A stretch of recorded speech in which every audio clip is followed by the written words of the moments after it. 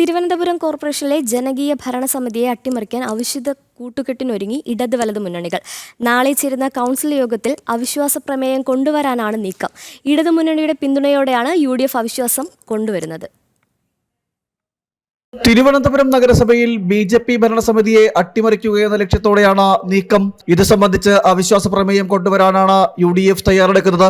കേവലം 20 അംഗങ്ങൾ മാത്രമുള്ള UDF-ന് ഒറ്റയ്ക്ക് അവിശ്വാസം കൊണ്ടുവരാൻ സാധിക്കില്ല. ഇതിനായി ഇടതുമുന്നണിയുടെ പിന്തുണ തേടാനാണ് UDF നീക്കം. ഇടതുമുന്നണിയും ഇത് സംബന്ധിച്ച നീക്കങ്ങൾ ആരംഭിച്ചു. UDF അവിശ്വാസം കൊണ്ടുവന്നാൽ ഇടതുമുന്നണി പിന്തുണ നൽകാനാണ് സാധ്യത.